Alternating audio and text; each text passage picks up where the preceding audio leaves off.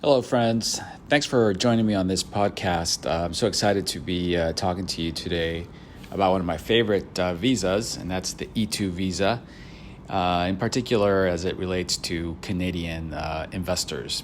But before that, let me recap of who I am as a professional. Again, I am Verdin, board certified in immigration law by the Texas Board of Legal Specialization. Have been practicing law for many years now, based out of Dallas, Texas. I am the founder, managing attorney of a boutique immigration firm here in the city of Dallas. It's Dallas, Texas. So let's get to it. Today's topic will be focused on really the top 3 reasons that Canadians seek the E2 visa. And over the years, I've found that our neighbors to the north, our Canadian friends, are really attracted to the idea of coming to the U.S. to invest and seek the E2 visa. And Canadians historically have used the E2 visa abundantly. Generally, they are one of the top 5 countries of sourcing for these E2 visas. When I compare worldwide where the E2 visas are being issued, Canada is usually at the top of the list or towards the top of the list. There's some variations from year to year, but generally Canada is in the top 5 in my experience. And so today, again, the topic is the top 3 reasons that Canadians are seeking the E2 visa. So Canada is a well-developed country, a lot of opportunities for its citizens, yet there's still a desire to leave in certain instances. And I would say at the top of the list is the weather. Frankly, a lot of individuals that have the resources and want a more comfortable climate, and they're looking to just go to a warmer destination. And hence, they seek to head south. Many Canadians will buy a second home or look for opportunities, even in sunny states of the southern portions of the U.S., such as Florida or Texas or Arizona. These are common destinations for Canadian citizens. Hence, it's really the climate is a big driver for a lot of the E2 decisions. I've been to Canada, and I know it's pretty cold. Beautiful weather in the summer, but year-round, it's generally substantially colder than the U.S. climate, especially towards the southern parts of the U.S. So climate is a big factor for Canadians. Second on the list, I would say economics, and this is really also a big driver of why Canadians choose to seek the E2 visa, because they're looking for a different economic situation, both on the income side and on the expense side. So on the income side, the U.S.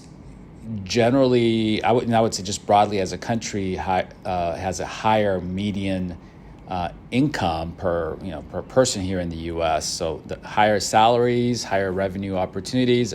Obviously, it's a larger economy, larger market, and there's a lot of opportunities to make substantially more income, more revenue for Canadians compared to what they can generate in Canada. So obviously, there's an attraction there to come to make more money, more income.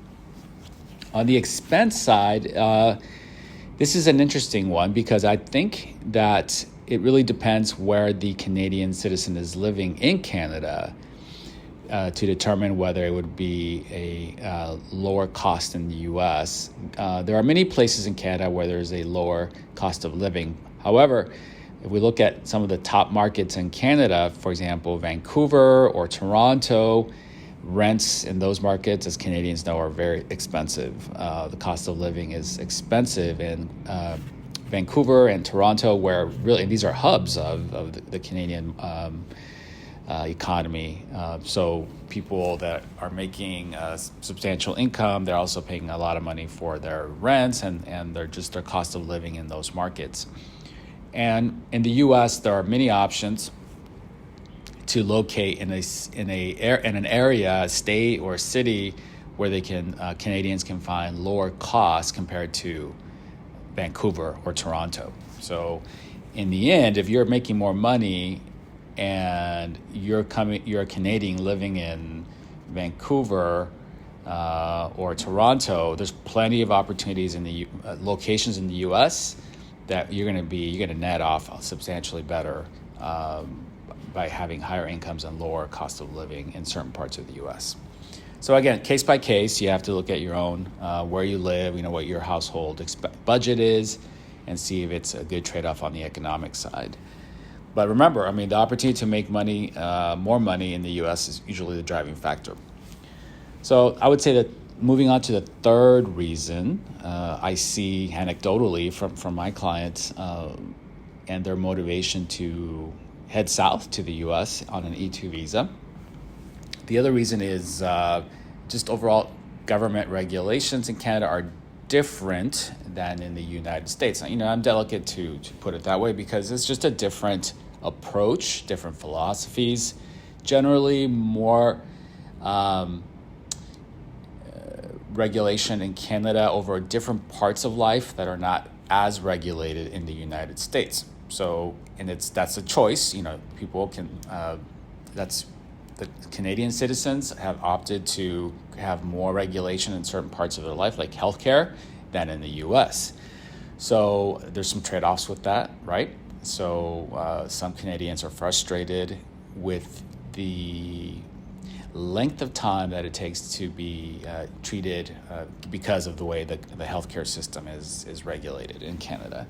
That I hear that from time and time again from different Canadian clients. So if that is important to you and your family, and you want a different way of living in that aspect of your life, the healthcare, then the U.S. could be an option. But again, it's a different system, and you have to come into it with eyes wide open and make sure this is what you want. Because even though although it's not regulated as heavily, there's trade-offs because healthcare is expensive in the United States. So again, it's what do you value? Is it the time, having the access, or is it the cost? So you have to do that analysis on your own and see what your preference is, what your choices are for you and your family. So again, in recap, the top reasons that I see Canadians seeking an E2 visa, why they're motivated to make the change, at the top is climate, then economics, and then government regulations in Canada, the difference there for their personal liking. So I hope you found this useful. My intent is to just provide you a lot more information on E2 visas over the next several podcasts because we do have a lot of clients that are approaching us with questions related to E2 visas, E1 visas. So happy to provide that information to my friends in public here. Feel free to tune in whenever you are looking for some extra goodie information on E2 visas, my favorite types. Okay, so talk soon. Good day. Bye-bye.